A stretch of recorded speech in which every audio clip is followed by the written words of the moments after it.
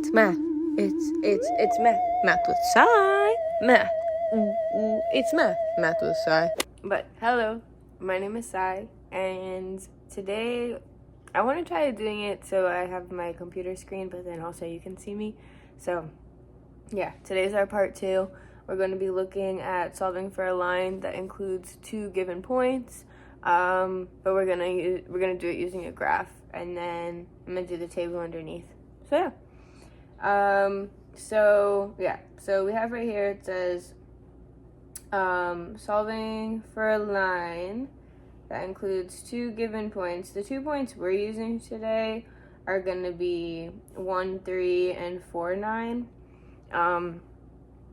And so yeah, I think at first, whenever we have a graph in mind, I think our first idea, we might as well just graph our points and just see where they exist, you know?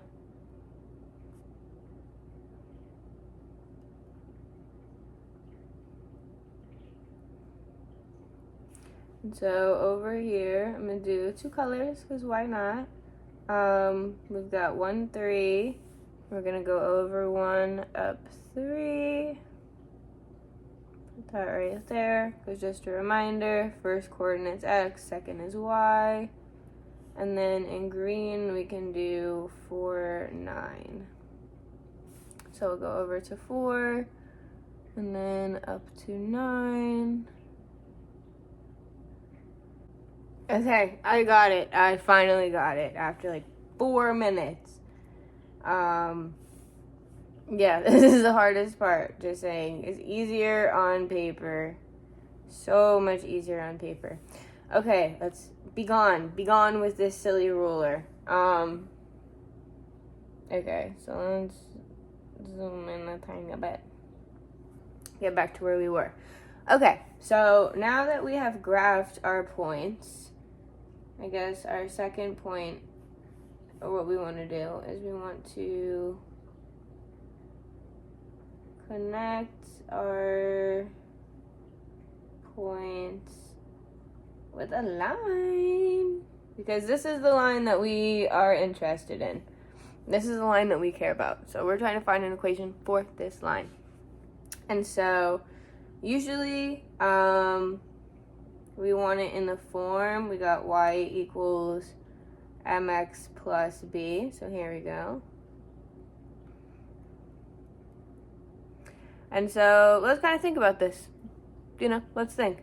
So if we want to talk just about b, we can do that if there's no x term. And so we can say if x is equal to 0, then y equals 0 times x plus b, which means that y is equal to b. So that's kind of interesting.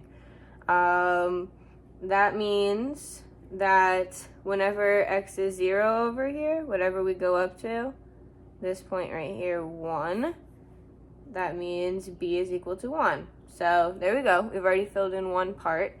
And so now we just need to say something about the slope. And so slope is equal to our delta y over delta x, rise over run, for 2 points. So let's pick any 2 points you want to. We could just use our given points. So here we go. We've got slope, which is m is equal to delta y over delta x, which is going to be equal to y2 minus y1 over x2 minus x1, which is going to be equal to our second point y is 9 minus our first point y is 3 over second point x is 4 minus first point x is 1. It's going to be equal to 6 over 3, which is 2. And so again, we get the line y equals 2x plus 1.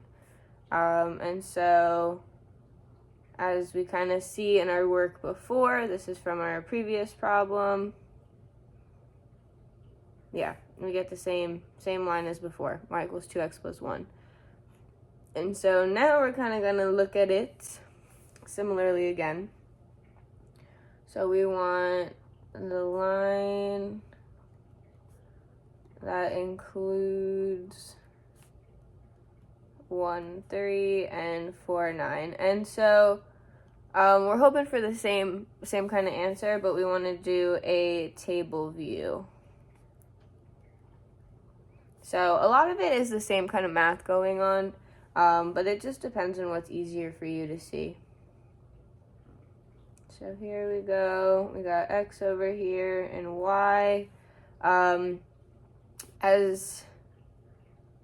Okay. So here we go. We're kind of going to fill in the table with the points we do have already. So we'll do 1, 3. I don't have 2. Don't have 3. I do have 4. It's going to be 9. So that's kind of cool. And then 0 is always an interesting point here, just because that's usually how we define lines. Oftentimes we do use y equals mx plus b. This is our slope-intercept again. Slope-intercept form.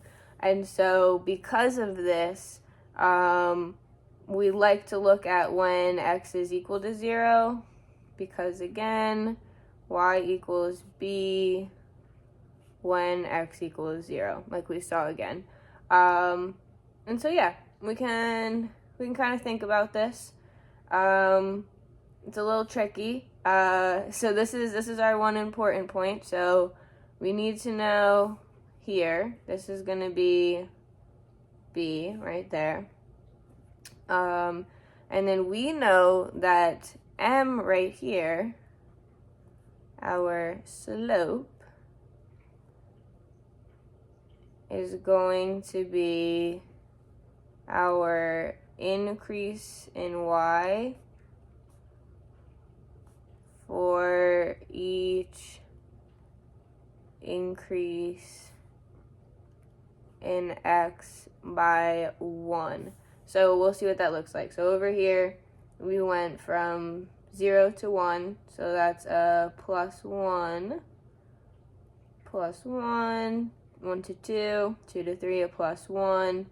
So every time we increase x by 1, we are going to be increasing the y by m. So let's see, plus m and then plus m. So kind of what we can see is that to get from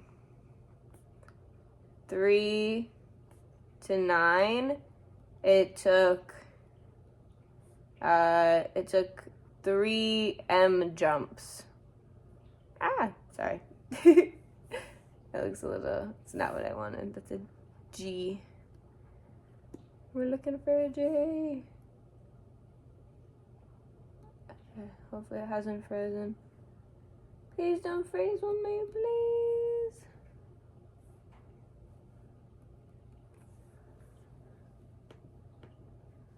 Oh no, it's frozen. Okay, we gotta give it a second. Okay, I think it's back.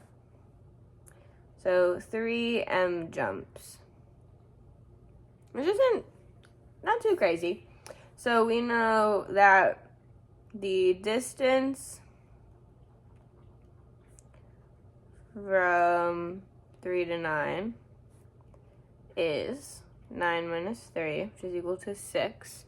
And so we went 6 units in 3 jumps of m. So that means we've got 6 divided by 3 is equal to m, because we have 6 is equal to 3 m jumps. And so then m is 2. So there we go. We get m is, so yeah, there we go. M is equal to 2. So this is important. So that means each one of these jumps was by 2. So 3 plus 2 is 5. 5 plus 2, 7. 7 plus 2, 9. And so then if we want b, we gotta go backwards. So we'll do what plus 2, so over here, we know b plus 2 is equal to 3. So then we can subtract 2, and we see that b is equal to 1. And so again, the line that has both of these points is y equals 2x plus 1. So we can be pretty confident that we're right, just because, you know, we got the same answer 3 times. So 3 different approaches. It makes sense. Everything lines up. It's pretty solid. But yeah, thanks for watching. Please give me any criticism or critiques. I think that's important. And yeah, keep loving math.